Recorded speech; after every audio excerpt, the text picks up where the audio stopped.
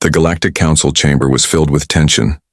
Every representative from the 12 great alien races gathered in silence, their eyes fixed on the massive display in the center of the hall. Floating in space, the image of a dark and silent dreadnought spun slowly, its surface scarred but still strong. No flag, no signal, no name, just cold metal and strange energy flowing from its core. "It's not one of ours, Maku," growled Admiral Zuran of the Varlak Empire, his thick gray skin twitching. "No known species builds ships like this." Chancellor Threx of the Zalari leaned forward, her golden eyes narrowed. "Did you try communication?" "We did," replied the technician, trembling. "We sent over 47 standard hails and no response, but it sent something back." Everyone in the chamber leaned in. "What did it send?" asked a quiet voice from the far side of the room. The technician raised a shaking hand and pressed a button. A single word appeared in massive letters across the room, glowing blood red. "Earth." The room went completely still. Ambassador Draylen of the Vari dropped his datapad, his voice low. "No, that can't be right." High Priestess Malira of the Score raised a trembling hand to her mouth. "That name. It's been forbidden to speak in our libraries since the Age of Fire." "Earth is a myth," snapped General Soren of the Kriv, trying to hold on to logic. "A bedtime story used to scare younglings."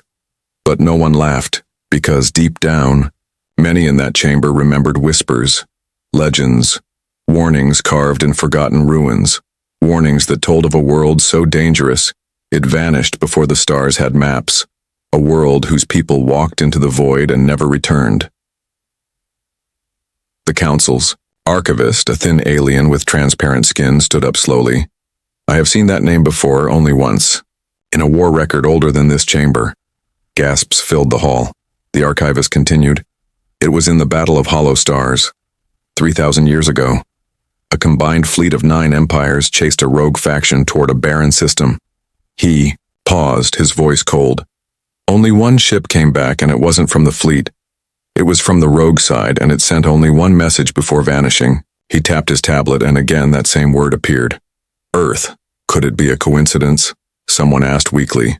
"No," said Threx sharply. "That ship we saw, its design, its technology, even its hull markings, they don't match anything in our records, but they fit the ancient descriptions, the ones locked in high-security archives." Another voice, softer and older, came from behind. "Earth was said to be a death world," spoke Elder McColl of the Varnu.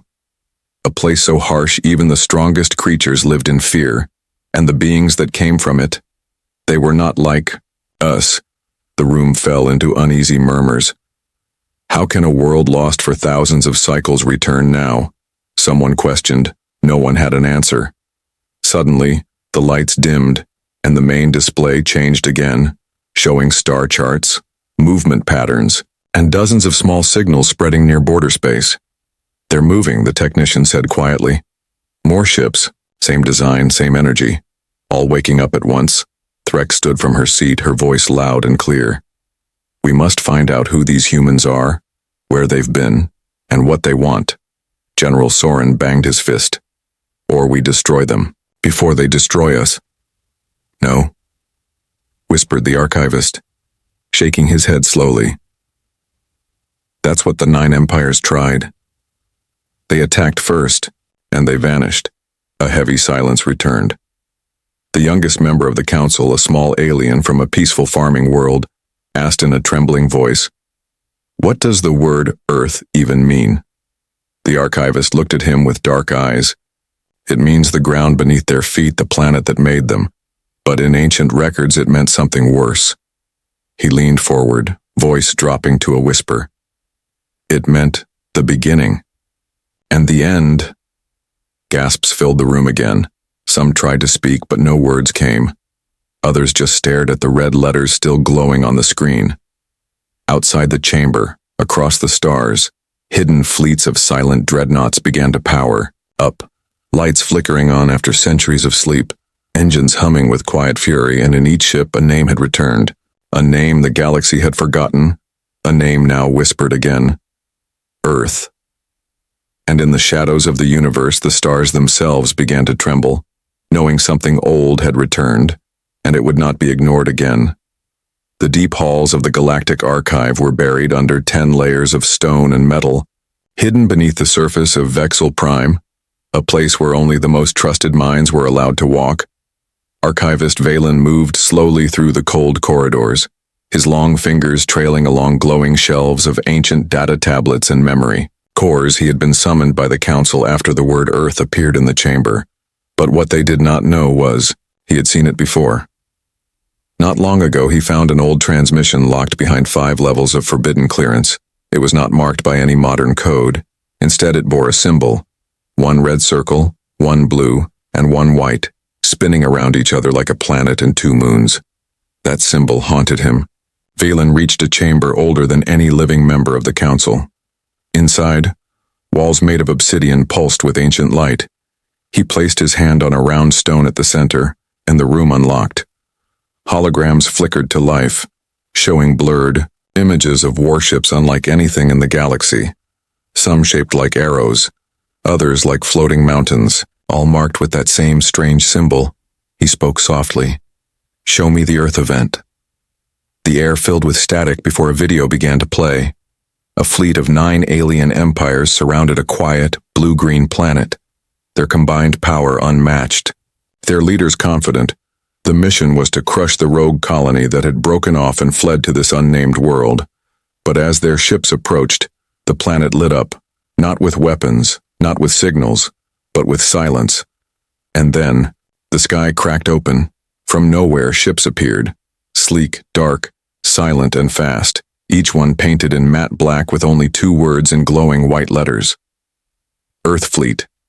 They didn't speak. They didn't ask for peace. They didn't beg. They fought. In less than 10 minutes, over 80% of the combined fleet was reduced to debris. The rest tried to flee. But the Earth ships were faster. Like shadows cutting through fire, they hunted every last one. Only 1 alien cruiser survived, spinning through space, broadcasting a single message in panic over and over. "We awakened the wrong world." Valen stepped back from the hologram, his face pale, his heart's pounding. He had read stories about death worlds, places where gravity, weather, and predators were deadly, where only the most brutal species evolved. But Earth wasn't just a death world. It was a tomb maker, and now it had returned. Outside the archive, word was spreading fast on distant colony worlds. Civilians whispered about a planet that once made the stars bleed. Pirate networks were filled with warnings. Smugglers refused to go near the edge of charted space. In secret war rooms across the galaxy, admirals stared at blurry images of the dreadnought from the border, trying to guess its weapons, its speed, its command crew. But every scan came back scrambled or blank. Only one thing was clear. These ships did not belong to any known empire, and their tech was far ahead. On Zorkal, home to the elite mercenary guilds, a famous warlord watched the leaked footage, then crushed his viewing sphere in silence.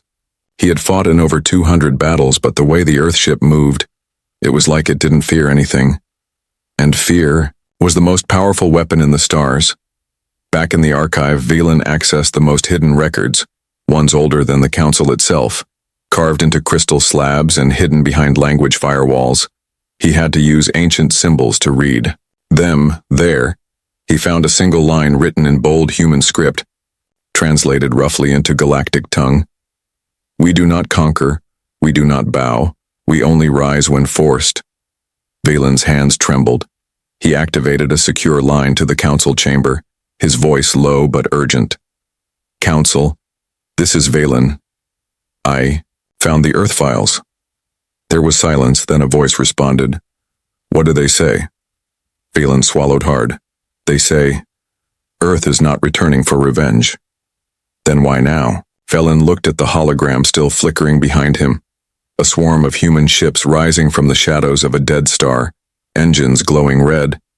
He said quietly, "Because someone made a mistake. Someone poked a sleeping world. And now," Valen whispered, "the shadows are moving again." And across the stars, in cold space and hidden systems, human warships began to awaken, one by one, as if they had heard their name called, not by friend, not by family, but by threat. The stars had forgotten Earth, but Earth never forgets. In the cold outer rim of Sector Zeta 13, a patrol ship from the Drenari Empire floated quietly, its scanners sweeping empty space. Lieutenant Creel leaned back in his chair, bored, chewing on a dried root from his home planet. Nothing ever happened here. The ship watcher's eye had one job: monitor deep space traffic. It was small, fast, and carried only light weapons. Creel wasn't even sure why they were assigned this sector. The only thing out here was blackness, cold, and silence. Then the alarm screamed. Creel jumped up, his console glowing bright red. His co-pilot, Nara, spun around, eyes wide. Massive object approaching, fast. What is it? Creel barked, typing commands. The screen showed a blurry silhouette, something large, something unnatural. Its shape was smooth like a dagger, long and sharp, with strange black panels covering its hull. No identification, no transponder, no known engine signature. It's not one of ours, Nara whispered. They activated the deep scan array, powerful enough to see through cloaking, but it didn't work. All data came back as static. Heat signatures fluctuated, and the ship didn't even look like it was using fuel. It just moved, slow, deliberate, silent. Send a hail, Creel said, his voice dry. Nara did 3 times, then 7 more. No response. Suddenly, their screen flickered. A signal came through. Not audio, not video, but just one word, filling their ship's system over and over in bold white text on a pitch-black background. Earth Creel felt a chill go through him. Is this some kind of joke? But deep inside, both of them knew it wasn't. Then the unknown ship stopped, directly in front of them, close enough to make out small details, strange markings, weapons ports that didn't look like any standard plasma cannon. One massive cannon sat under its spine, curved and locked, glowing slightly blue. It didn't aim, it didn't threaten, it just floated there. Watching, Creel whispered. We're looking at something old, or something that never wanted to be found. Suddenly, the Earth ship turned, and with a low rumble through space, it vanished. No jump signature, no warp tunnel, just gone. The stars were quiet again, but Watcher's eye wasn't. Creel and Nara immediately sent the data to command, warning them of the sighting. But something strange happened. The moment the transmission reached Central Relay, it triggered 10 classified alerts, the kind Creel had never seen before. Within minutes, their ship was ordered to retreat. A larger cruiser was sent to scan the area. But by the time it arrived, there was nothing there. Not even energy residue, just empty space. Back on Drenari homeworld, their report spread like wildfire. Top military officers gathered in secret rooms, arguing, yelling, trying to understand how such a ship could exist, and more importantly, why it had revealed itself now. The High Admiral played the intercepted signal on a massive holoscreen. That single word, Earth, flashing like a ghost. An old ambassador stood up in the room, voice shaking. I have not seen that name since. I was a student. It was buried in myth. Something our teachers told us to never speak. The Admiral frowned. Why? The ambassador stared at the screen. Because the last time someone said that name, entire systems burned. Across the galaxy, other races began reporting similar sightings. Cloaked ships near borders, old human tech awakening in forgotten zones, satellites that hadn't moved in centuries suddenly came online. Someone, or something, was activating the Earth network. On the planet Durrell, a pirate station was destroyed, in seconds by an unknown vessel. Survivors described a shadow that moved like lightning and fired a single blast that erased half the station. One drunk survivor sobbed in an interview. It wasn't a ship, it was a ghost from the stars. And it had eyes. Back in the Council's central hub, new panic rose. If humans were returning, if Earth was real, then everything had to change. General Soren of the Kriv pounded the table. We strike. Now, we gather all fleets and destroy them before they fully return. No, replied Chancellor Threk sharply. You don't attack the wind with a sword. You don't throw rocks at the sea. If they are back, we must find out why. A message arrived, decrypted from an ancient relay satellite. a simple phrase broadcast across forgotten human channels. We were silent because we hoped. We returned because you forced us. The chamber fell into stunned silence. From one edge of the galaxy to another, alien worlds began to prepare. Not for war, but for fear. Because no one truly knew how many human warships were hidden, how long they had been building, or what technology they now held, and worst of all, no one knew what they wanted, but one thing was clear. They had made themselves seen, and the star were watching back, trembling. The Galactic Council met in total emergency mode, not in the Grand Chamber, but deep underground in the Shadow Hall, a room only used when galaxy-ending threats appeared. The air was heavy with tension. Every leader from the 12 core races sat in silence. The single glowing word, Earth, hovered above them, spinning slowly in red. Admiral Thazek of the Thurn Empire slammed a heavy metal hand on the table. We cannot sit and wait. They've returned. We must destroy them before they spread. Chancellor Threx of the Zalari narrowed her golden eyes. You want to attack a species that erased an entire coalition 3,000 years ago? Are you mad? Elder McColl of the Varnu whispered. They were not erased, they were silenced, their systems turned to stone, their suns darkened. No wreckage, no signal, only empty maps. Those are just stories, growled General Soren of the Kriv. Fear myths told to keep our soldiers in line. No, replied High Priestess Malira of the Score, her voice shaking. I saw it once in a forbidden temple, a planet's memory carved in black stone, a warning, a symbol of a blue world, and the word Earth scorched into the stone with fire. Across the table, holograms flickered to life, reports flooding in from all corners of the galaxy. A mining colony in Sector Y-94 spotted a silent ship hovering above a black moon. No action taken.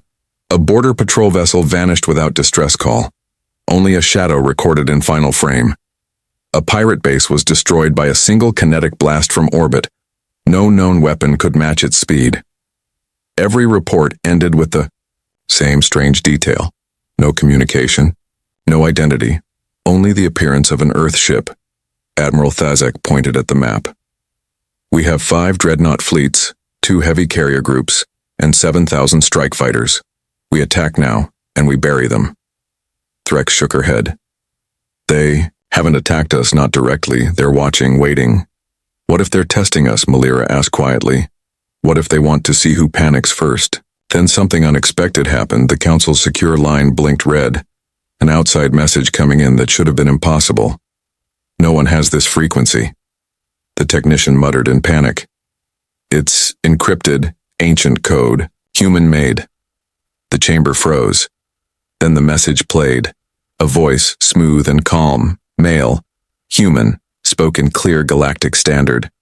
We remember you. We watched from the dark, hoping the stars had learned peace. But you have not. You draw weapons without cause. You erase the weak to feed the strong. And now you fear the shadows you created. We are Earth. We do not seek conquest, but if war is your answer, we will end the question. Then silence. The Council chamber remained frozen. No one dared breathe. Soren finally spoke, his voice hoarse. It's a declaration. No, Malira whispered. It's a warning. Threx turned slowly toward the galactic map, her fingers trembling. As she expanded the outer rim display, dozens of small red dots began to appear, each one blinking slowly. Earth, fleet movement, each in a different sector. They're surrounding us, she said quietly. Not attacking, just circling like predators, someone added. McColl stood, something rare for his age. They are not here for revenge, he said. They are here for balance. What does that mean? Thazek demanded. McColl looked at the others. It means they have come to judge us. Outside the chamber, across thousands of light years, on colony worlds and trade hubs, news spread fast. Civilians began to whisper the word Earth. Some in fear, some in awe, some even knelt in prayer. Merchants pulled out old coins that bore human designs. Soldiers stared at antique blades recovered from ancient wrecks, symbols matching those seen on the new dreadnoughts. Entire regions of space entered a quiet panic. Governments locked down, curfews were declared, and black markets flooded with fake Earth tech. But in the deep places of the galaxy, where legends live and records die, the wise ones whispered something else. They whispered that Earth never disappeared. It simply waited. Waited for the galaxy to forget what mercy looked like. Waited for the stars to grow cruel, and now, as war drums echoed faintly across systems, Earth had returned, not to conquer, but to remind the stars what fear really felt like. The Drenari Empire was the first to act. Their High Admiral Thazek refused to sit in fear. He gathered a fleet of 300 warships, battle cruisers, destroyers, and carriers, believing sheer numbers would crush whatever Earth had become. The fleet was called the Iron Spear, and its mission was simple: push into the dark sectors, find the human ships, and erase them. As the fleet assembled near the border stars, soldiers cheered. Their leaders spoke proudly. "The old stories are lies," they shouted. "Earth is just a forgotten world with outdated tech, nothing more." And yet, in the quiet corners of the ships, whispers spread, whispers of the patrol vessel that vanished, whispers of pirates erased in one shot, whispers of the voice that declared, "We are Earth." The Iron Spear entered the shadow of a dead star, scanners wide open, weapons armed. The darkness felt endless, the silence heavy. Captain Creel, now reassigned after his earlier sighting, stood on the bridge of the destroyer Stormfang, his hands cold. "This is a mistake," he muttered under his breath, but no one listened. Hours passed. No signals, no movement, just silence. Some officers laughed, mocking the Council's fear. "Legends and myths," they said. "We wasted fuel for nothing." But then the lights dimmed. All across the fleet, sensors crackled, communications scrambled. It felt as if the void itself had come alive. From the blackness they appeared. Not hundreds, not even dozens, just 7 ships, human dreadnoughts black as shadows, their hulls absorbing the starlight. They were massive, each larger than a city. Yet they moved with silence like predators in deep water. The Iron Spear fleet laughed at first. "Only 7? We have 300. But that laughter ended when the first human ship activated its main cannon. A beam of white-blue energy erupted, not like plasma, not like laser, but something purer, faster, sharper. It sliced through a Drenari carrier as if the metal was paper. The ship exploded in silence. 3,000 lives gone in seconds. The Drenari responded instantly, unleashing a storm of plasma torpedoes and ion blasts. Hundreds of missiles streaked across space. The dreadnoughts didn't move. They didn't dodge, they simply shimmered, and the weapons vanished, absorbed into invisible shields. Creel's blood ran cold. "Their shields eat our weapons." The second human ship fired, this time not at a carrier, but at 3 destroyers lined together. One shot erased them all, ships tearing apart like dry leaves in fire. Panic spread across the Drenari fleet. "Regroup! Regroup!" Thazek shouted, but his command was lost in the chaos. The dreadnoughts began to move, slow at first, then with sudden bursts of impossible speed, weaving through the Iron Spear like hunters among prey. Each time their cannons glowed, another ship was erased. Creel watched helplessly as the Stormfang fired everything it had, but nothing touched the humans. The Earth ships fired once more, and a battleship beside him crumbled into dust. "This isn't war," Nara whispered, standing pale on the bridge. "This is slaughter." Within 15 minutes, over half the Iron Spear was gone. The rest tried to scatter. But every escape, jump failed. Human jamming tech locked them inside the battlefield one by one. They were erased until only a handful of ships remained, trembling, broken, their crews begging for mercy. Then for the first time, a human transmission came through, not to the Council, not to governments, but directly to the survivors. "We told you," the calm human voice said. "We do not seek conquest, but you drew first blood. Take your fear back to the Council. Tell them what happens when you force Earth to rise." The human ships turned, engines glowing faintly, and vanished into the void as silently as they had appeared, leaving only wreckage, screams, and silence behind. Creel sat frozen at his console, his ship damaged but alive, his crew stunned into silence. He finally whispered, "They could have killed us all, but they let us live." When the broken survivors returned to Drenari space, panic exploded. Holoscreens across the Empire showed the footage, the impossible weapons, the dreadnoughts vanishing into shadows, and the single word that burned into every memory: Earth. At the next council meeting, no one spoke of attacking again. Instead, they spoke in hushed tones of defense, of surrender, of appeasement, because the galaxy now understood a terrifying truth. The legends were real. The humans had returned, and they were not conquerors. They were executioners. Executioners who struck only when provoked, and the stars shivered because this was only the first strike, and everyone wondered how many more would follow. The galaxy had never been this silent. News of the Drenari defeat spread faster than light. Every trading hub, every soldier's barracks, every council chamber whispered the same word: Earth. Entire colonies froze in fear. Merchants refused to travel through border sectors, and even pirate kings abandoned their strongholds, because if 300 warships could be erased by only 7 human dreadnoughts, then what else was hiding in the dark? In the hidden archive halls of the Varnu elders, old records came alive again. Dust-covered crystals glowing as they played ancient messages, flickering images of colossal human ships drifting into battle, their hulls carved with strange letters, Earth fleet insignia burning white. The elders trembled as they realized the truth. Earth had never been destroyed, never gone. It had simply gone silent, sleeping, waiting. And now the sleep was ending. Across uncharted sectors, ancient shipyards long thought to be abandoned suddenly lit up. Massive structures half buried in asteroid fields hummed to life. Forgotten planets revealed hidden hangars under oceans and mountains, doors opening after thousands of years. Inside, war machines larger than anything the galaxy had ever seen began to stir. Colossal carriers, each the size of a moon, floated upward, their dark armor glinting under dead suns. Dreadnoughts powered up reactors that had been silent for ages, their cores burning like blue stars. Fleets of cruisers and destroyers rolled out in perfect formation, all marked by the same word on their command decks: Earth in the council. Panic spread like wildfire. Admiral Thazek, humiliated but alive after the Drenari defeat, shouted, "They were hiding entire armadas. How did no one see this?" The archivist Velen spoke softly. "Because they never wanted to be seen. Humans are not like us. They don't expand to conquer.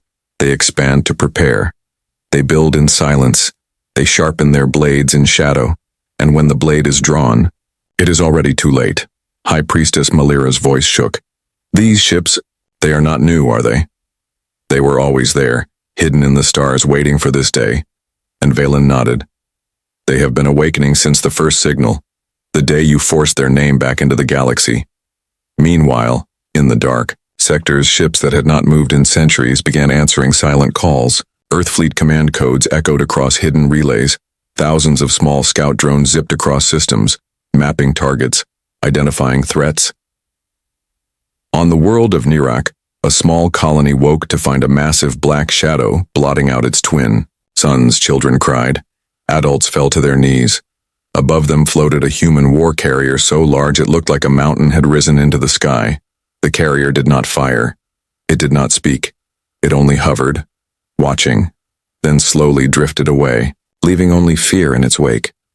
On the planet Telsari, smugglers celebrated when they thought they had captured a drifting derelict, an old human vessel from forgotten times. But when they boarded it, the ship came alive, sealing the intruders inside. Within minutes, the smugglers were reduced to ash. The ship then quietly moved to join a nearby fleet of Earth ships, as if answering a long-awaited signal. Everywhere, the signs grew clearer.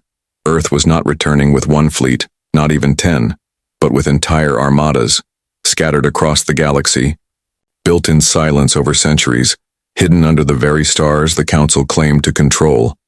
Back in the Council chamber, arguments erupted. "We must surrender before it is too late," shouted one ambassador. "No, we must unite all races, form a grand armada to stand against them," cried another. General Soren slammed his clawed fist. "Unite? Against that? Did you not see what 7 ships did to the Iron Spear?" Imagine 700, imagine 7,000, no armada will save us. Silence fell again because everyone knew the truth. There would be no winning this war. Valen finally stood, his voice calm but heavy. They are awakening, not because they want war, but because they know you will not leave them in peace. Every strike you make, every fleet you send, forces them to rise further, to reveal more, and if this continues, the galaxy will see their full strength, and none of us will survive it. At that very moment, across a barren system on the far edge of the galaxy, a planet's crust cracked open, revealing a hidden dockyard stretching the size of continents. Thousands of human warships drifted upward in perfect formation, their engines burning with silent fire, their armor shining black, their cannons glowing faint blue, and from the command ship at the center, one signal spread to the stars. Earth Armada, awaken. The signal echoed across dead space, across living worlds, across every listening ear. In that instant, the galaxy understood. The Drenari defeat was not a victory for Earth. It was only a warning shot. The true storm was only now beginning, and as the armadas rose, the stars themselves seemed to dim, as if even light feared to shine on what was coming. The council had never been so silent. The shadow hall glowed faintly with red emergency lights. Leaders who once ruled with arrogance now sat pale and shaking. Across the galaxy, reports kept coming in. Every hour a new sighting. Every hour another hidden fleet of human warships rising from shadow. There was no longer any doubt. Earth had returned. Chancellor Threx stood slowly, her golden eyes scanning the room. "We are outnumbered, outmatched, and outthought," she said. "This is no longer about fleets or armies, this is about survival." Before anyone could answer, the chamber lights flickered, consoles shut down, security screens went dark, and then the hologram appeared. It was a man, tall, broad-shouldered, his uniform black with white letters across the chest. Earth Fleet. His face was calm, his voice steady, but behind his eyes burned something deeper, something the galaxy had not seen in ages. He spoke in perfect galactic standard, his words rolling through the chamber like thunder. "We warned you once," he said, "and you did not listen. We were silent, because silence gave you a chance to change. But silence did not stop you, it only made you arrogant." The council members shifted in their seats, their hearts racing. None dared to speak. The human continued, his voice calm but sharp as a blade. "We are not conquerors, we never were. Conquest is the way of predators, but we are not predators." He paused, his eyes hard. "We are not conquerors, we never were. Conquest is the way of predators, but we are not predators." He paused, his eyes hard. "We are survivors, and when survival is threatened, we do not yield, we rise." Holograms shifted behind him, showing the wreckage of the Drenari fleet, 300 warships burning in silence, then showing the massive awakening armadas, carriers, dreadnoughts, cruisers, destroyers, stretching across entire systems. "You think in numbers," the human said, "but numbers do not matter. 3,000 years ago, 9 empires thought numbers would protect them. They are gone. You still remember their names only as curses." He leaned forward, his voice dropping, lower. "We are Earth, we do not forget, we do not forgive, and we do not fall." Gasps filled the chamber. Some council members tried to cut the signal, but nothing worked. The human continued. "You asked who we are, so listen," he said. "We are the children of storms, raised on a world that kills the weak and hardens the strong. Our oceans drown, our skies burn, our mountains shatter, and yet we endure, because that is what Earth made us to be." The chamber was trembling. Some council members wept quietly. Others gripped the table so tightly their claws cracked. The human straightened, his eyes scanning them all as though he could see each one personally. "We are not here to enslave you. We are not here to burn your worlds. We are here to remind you that the galaxy is not yours alone. You do not get to decide who lives and who dies." He raised one hand, and the hologram shifted again, showing colonies destroyed by alien empires, small weak races wiped out in silence, planets enslaved by council-sanctioned wars, the crimes of the powerful exposed in cruel light. You call yourself civilized, he said coldly. But you are carrion feeders taking from the weak, crushing the small, and hiding behind the word order. Your order is rot, and rot always ends. The silence was unbearable. No one dared to breathe. Then the human said the final words, each one like a knife. We are Earth, we do not seek conquest, but if war is forced upon us, we will end it. Not with treaties, not with bargains, but with silence. The kind of silence you forced upon so many others. The hologram faded. The chamber lights returned. The consoles flickered back on. But the council was left in total silence. No one spoke. Not Threx, not Thazek, not Malira, not even General Soren. All of them had felt it. The weight of the words, the calm certainty behind them. Across the galaxy, the message played on every channel, on every world, on every hidden frequency. No one could escape it. Farmers in distant colonies heard it. Soldiers in barracks heard it. Pirates in shadow ports heard it. Children in schools heard it. Everywhere, the name Earth was spoken in whispers. Some whispered it with fear, others with awe, but all with the same truth in their hearts. Earth had not returned to rule. Earth had returned to judge, and the stars themselves seemed to hold their breath, waiting for the next move, waiting to see if the galaxy would bow or burn. The galaxy held its breath. Every race, every colony, every soldier waited for the next move. The council chambers were silent. The human message still echoed in their minds. Earth had spoken, not with threats of conquest, but with a promise of judgment. And that promise was far more terrifying. On the far edge of the Orion Rift, alien merchants tried to leave a trade station, but stopped in shock when shadows moved above them. A line of human dreadnoughts glided silently across the sky, engines burning faintly blue. No words, no signals, only watching. The merchants scrambled back into the station, whispering prayers, their hearts heavy with fear. On a mining colony in the Veil Nebula, children pointed at the stars when a carrier the size of a mountain drifted past their planet, its black armor gleaming, its cannons glowing. The ship did not fire, it did not speak. It simply passed. Yet that single sight made the colony leaders send a desperate message to the council. We surrender. Tell them we surrender. On the pirate moon of Zirath, raiders laughed at the message, claiming humans were a bluff. They gathered to celebrate their strength. But their laughter ended when the sky tore apart. A beam of silent white light erased the entire moon. Nothing left but dust. No warning, no survivors, only a reminder that Earth's patience was thin. Back in the council chamber, fear had changed to despair. Chancellor Threx said softly, "We are not their enemies, not yet. But if we push again, if we strike once more, we will be erased like those before us." Admiral Thazek's metal fist shook. "Then what are we? Slaves to their silence?" "No," Elder McCall replied firmly. "Not slaves, survivors. They do not want our chains, they want our memory. They want us to remember what fear feels like, because we forgot, and we became cruel," High Priestess Malira whispered. "This is not conquest, this is punishment."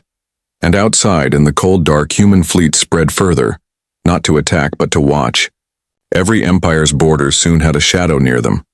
Dreadnoughts hovering at the edge of sensor range, carriers sitting silently in asteroid belts, destroyers drifting near uncharted moons, each one carrying the same insignia.